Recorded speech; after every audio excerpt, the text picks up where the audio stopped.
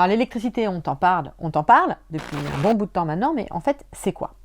Eh bien, l'électricité, c'est la même chose qu'un courant électrique. Il nous reste maintenant à définir ce que c'est qu'un courant électrique. Alors, un courant, c'est facile, c'est exactement comme le cas d'une rivière, c'est un déplacement. Dans une rivière, c'est de l'eau qui se déplace, mais là, c'est autre chose qui va se déplacer. Donc, il y a une notion de déplacement. Et qu'est-ce qui se déplace? Ce sont des charges électriques. Alors, si les charges, vous n'êtes pas au point dessus, je vous encourage à aller voir cette vidéo-là où je vous explique ce que c'est que la charge électrique. Donc, l'électricité, ce sont des charges qui se déplacent. Alors, qu'est-ce que ça peut être ces charges? Eh bien, en fait, il n'y a que deux cas. Soit on est en solution, par exemple de l'eau salée, eh bien, les charges, ce sont des ions. C'est donc pour ça qu'une solution d'eau salée est conductrice, parce que des charges, qui sont des ions, peuvent se déplacer dedans. Ça conduit le courant. Il y a autre chose qui conduit le courant, ce sont les métaux. Et dans les métaux, ce qui conduit le courant, les charges, ce sont les électrons libres. C'est des électrons un peu particuliers, voyons voir ça de plus près. Dans un métal, les atomes de métal sont liés les uns avec les autres, très fortement comme ça, par une sorte de liaison un peu spéciale qu'on appelle la liaison métallique. Et cette liaison métallique, elle n'utilise pas tous les électrons de valence des atomes. Ça veut dire qu'il va rester des électrons qui n'appartiennent pas à un atome, c'est ce qu'on avait appelé des électrons délocalisés. Comme ils sont délocalisés, ça fait un peu comme s'ils se baladaient un petit peu partout, comme ça, entre les atomes. En fait, tout se passait comme si les noyaux d'atomes baignaient dans une espèce de soupe électronique. Ces électrons, comme ils n'appartiennent pas vraiment à un atome, ils peuvent voyager. Et donc, ils bougent. Alors là, vous allez me dire, super, on a des électrons qui bougent, on a un courant électrique. Eh bien, en fait, pas tout à fait. Si on regarde à chaque instant le mouvement de chaque électron, là, on va en avoir un qui va par là, un qui va par là, un qui va par là, un qui va par là. On voit qu'en fait, ils vont dans toutes les directions. Donc, quand on regarde au niveau macroscopique, on ne voit pas de mouvement. Et qui dit pas de mouvement à l'échelle macroscopique, dit pas de courant. Qui dit pas de courant, dit pas d'électricité. Alors, pour qu'il y ait un courant électrique, il faut que les électrons bougent tous à peu près dans le même sens. C'est-à-dire que si on regarde de loin, globalement, on voit qu'il y a un mouvement général ici vers la droite. Et donc ça se voit au niveau macroscopique et ça fait du courant électrique. La question qui se pose du coup, c'est comment est-ce qu'on va faire pour mettre ces charges en mouvement? Et là, on se rappelle de ces cours précédents et on se dit, tiens, mais je vais mettre toutes ces charges dans un champ électrique. Et parce que dans un champ électrique, toutes les charges sont soumises à une force, qu'on appelle force électrostatique, qui est égale à Q fois E, où E, ici, c'est le vecteur champ. Alors, si je vous parle chinois, il faut aller voir cette vidéo-là où je vous explique ce que c'est qu'une force électrique, et il y en a d'autres où je vous explique où c'est le champ.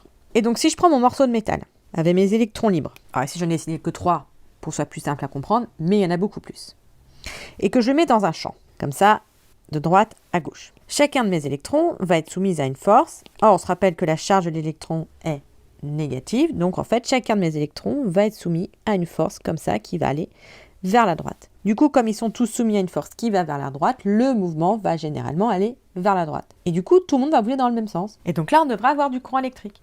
Et en fait, c'est encore un tout petit peu plus compliqué que ça. On l'a bien vu en collège. Pour qu'il y ait du courant, il faut qu'il y ait une boucle de courant. Pourquoi? Si je mets juste mon bout de métal comme ça, dans un champ électrique, qu'est-ce qui va se passer? Imaginons que cet électron-là, il se déplace un petit peu vers la droite. Comme c'est un électron, il est négatif, et là, il va apporter sa charge moins, et donc à droite de ma plaque, je vais voir apparaître une charge négative.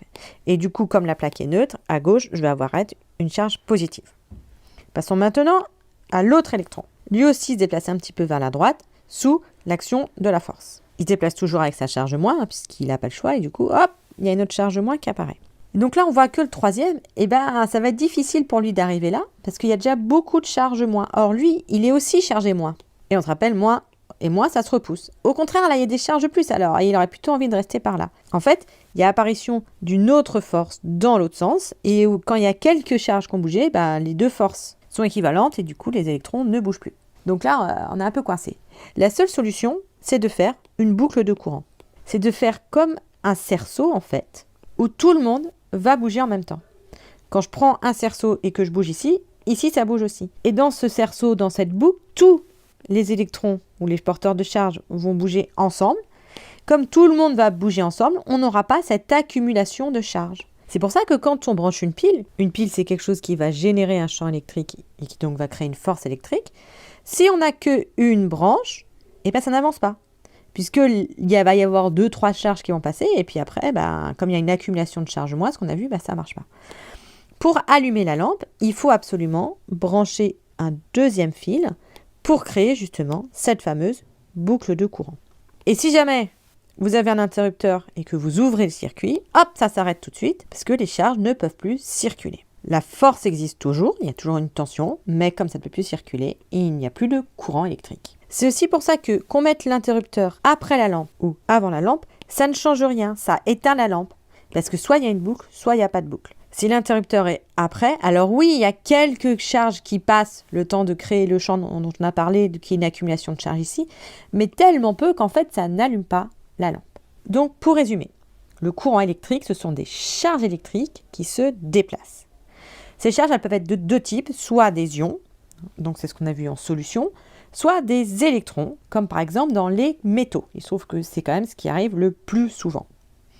Et comme les électrons se repoussent entre eux, pour que ça puisse circuler, ces charges, de façon ininterrompue, il doit y avoir une boucle de courant.